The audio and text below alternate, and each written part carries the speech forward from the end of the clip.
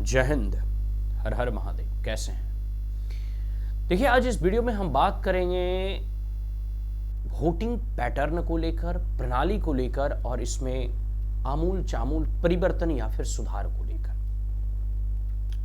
जैसे ही बिहार चुनाव खत्म हुए तो जैसी अटकलें लगाई जा रही थी कि इसमें अगर कांग्रेस या अगर आरजेडी हारती है तो आरजेडी तो छोड़ दो, लेकिन कांग्रेस पार्टी के जो अभी हाई कमान हैं, सो कॉल्ड युवराज या फिर भारत के भावी प्रधानमंत्री प्रत्याशी आदरणीय राहुल गांधी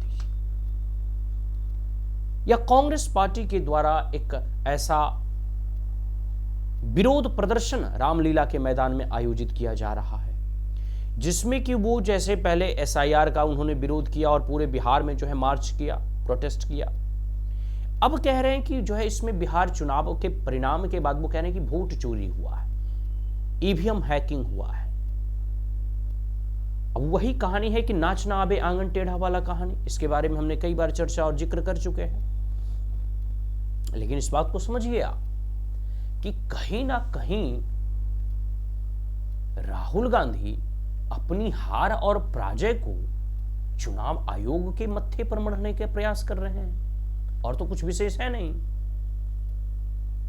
तो जो अब तक 1947 या 52 के बाद जब तक अब जितने भी चुनाव हो रहे हैं आजादी के उपरांत, उसमें कई सारे बदलाव आए, जिसमें पहले एक समय था कि बैलेट पेपर से वोटिंग होते थे, फिर धीरे धीरे ईवीएम लाया गया और ईवीएम लाया भी गया कांग्रेस के द्वारा, कांग्रेस पार्टी के द्वारा।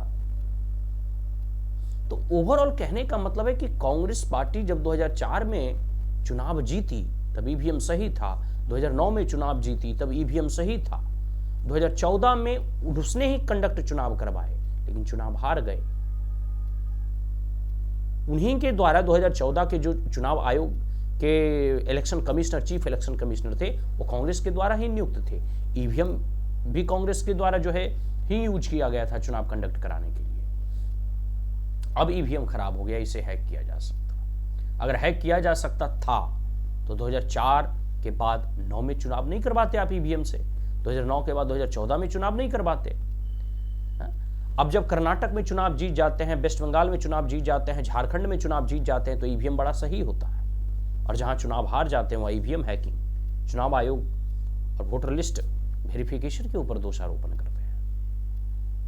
ये दोहरे मापदंड ठीक नहीं है, आप इस बात को समझिए। ये दोहरे मापदंड ठीक नहीं है। इसके साथ साथ कुछ और बिंदुओं पर अगर मैं बात करूं तो इसमें और सुधार की क्या गुंजाइश है या और क्या सुधारा जा सकता है, सुधार करने की और जो है क्या जैसे कोशिश की जा सकती है। तो एक तो हमने कहा था कि जैसे आधार कार्ड बना था, तो आधार कार्ड जब बने थे पहले क्या था, सिर्फ वोटर आई कार्ड होता था, फिर फोटो वोटर आई कार्ड के साथ जोड़े जाने लगे, इपिक नंबर जारी कर दिया गया। अब जो भी आधार कार्ड बन रहे हैं उसको जो है जो भी वोटर आई कार्ड बन रहे हैं उसको आधार से लिंक करने का जो है प्रावधान कर दिया। इससे होगा कि बोगस वोटर और फेक वोटर ग्रेजुअली डिलीट होंगे। मेरा कहना है कि चलो आप बनाते हो वोटर आई कार्ड, तो वोटर आई कार्ड के साथ चलिए आधार जोड़ते हैं, ठीक है। वोटर आई कार्ड बनाने के क्रम में जैसे आप आधार कार्ड में इरिस स्कैन या फिंगरप्रिंट लेते हैं, ठीक वही प्रावधान लागू कर देने चाहिए। पहला, जब वोटर आई कार्ड बन रहा है उसी दौरान आधार कार्ड से लिंक कर रहे हैं, ठीक है, अच्छी बात है, लेकिन अगर इसकी संभावना है, ऐसा अगर किया जा सकता है तो किया जाना चाहिए, पहला पॉइंट। दूसरा पॉइंट ये है कि जब भी वोट पड़ते हैं तो ईवीएम में कुछ ऐसा इंप्रूवमेंट किया जाना चाहिए या मॉडिफिकेशन किए जानी चाहिए कि ईवीएम के साथ साथ एक फिंगरप्रिंट वाला मशीन रखना चाहिए, ठीक है। ऐसा नहीं कि ये देखो है ना, मेरे हाथ में अभी भी लगा हुआ है, वोट डालने जाए तो यहाँ इंक लगाएगा, ये रहेगा, मतलब ये सब सिस्टम पुराना हो गया। अगर वहीं पर इंक अगर हम थोड़ा बीच में पानी डाल देते तो ये बह जाता, मिट जाता तुरंत, या फिर ब्लेड से जो है मिट सकता है, कोई बड़ी चीज नहीं है। लेकिन आप इस बात को समझिए, अगर हम फिंगरप्रिंट लगा दिए तो जिसका फिंगरप्रिंट मैच करेगा वही वोट डालेगा। ठीक वैसे ही जैसे किसी एग्जाम वगैरह आपने ऑनलाइन सेंटर में देखा होगा ना कि फिंगरप्रिंट लेते हैं, आपका साइन लेते हैं, वैसा ही कर दो ना जी, और ये फ्री दे दो कि बिहार का व्यक्ति किसी भी बूथ पर जाकर कहीं भी वोट डाल सकता है। वोट तो एक ही पड़ने हैं, और जो व्यक्ति है ऑथेंटिक पहले करेगा उसके यहीं वोट पड़ेगा। और इसके साथ साथ एक कंफर्मेशन मैसेज भी मोबाइल पर आ जाए कि आपका वोट फलना व्यक्ति को पड़ा है, आपने इसको वोट दिया है। अब इससे जो है होगा कि बोगस वोटर और फेक वोटर जो है ना कोई ढाल सकेगा और ना ही कहीं हेर फेर की गुंजाइश होगी। हाँ, इसमें ये बात हो सकता है कि कुछ इसकी भी खामियां हैं कि जैसे जो आपके इरिस स्कैन है या फिंगरप्रिंट है, इसका कहीं मिसयूज डाटा वगैरह का ना हो, क्योंकि इपिक नंबर जो है सब लोगों के पास होता है, सबका इपिक नंबर होता है। इसके साथ साथ आप देखोगे तो जैसे अगर मोबाइल का कंफर्मेशन आएगा तो हो सकता है कि बाद में जो बाहुबली नेता या लीडर या उसके समर्थक होंगे उस व्यक्ति, साधारण व्यक्ति को डरा धमका सकता है। तीसरा यह भी हो सकता है कि बहुत लोगों के पास आज भी मोबाइल फोन्स नहीं है, तो क्या उन्हें वोट से वंचित कर दिया जाएगा।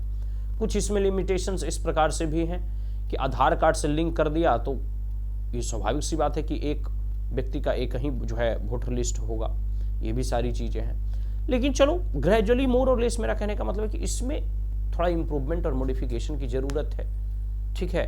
लेकिन इस बात को आप मान कर चलिए कि जिस भी रूप में है लोकतंत्र में चुनाव निष्पक्ष तरीके से, और खास करके भारत की लोकतांत्रिक व्यवस्थाओं में अब तक किसी ने भी चुनाव आयोग के ऊपर दोषारोपण नहीं किया है और मढ़ा है, सिवाय राहुल गांधी के, क्योंकि ये 95-96 बार कई प्रकार के चुनाव में इनको हार झेलनी पड़ी है।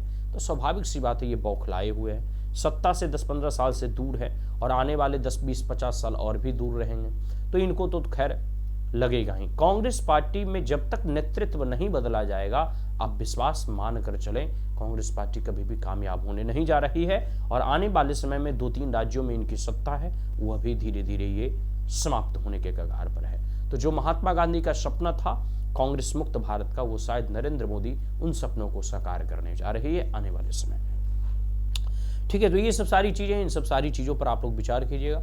और चुनाव में या चुनाव की पद्धतियां में या ईवीएम में या जो भी सारी चीजें हैं, सब में इंप्रूवमेंट की गुंजाइश रहती है। हर जितनी भी अच्छी व्यवस्था हो उसको और अच्छा बनाया जा सकता है। इसके लिए मैं जो है चुनाव आयोग से कहूँगा कि और इम्प्रूवमेंट की ज़रूरत है, और जो है वोटर लिस्ट वेरिफिकेशन की ज़रूरत है। सबको आधार कार्ड से लिंक किया जाना चाहिए ताकि लोकतंत्र का पर्व सही मायनों में पूरी निष्पक्षता और ईमानदारी के साथ मनाया जा सके। आज के लिए इतना ही। जय हिंद।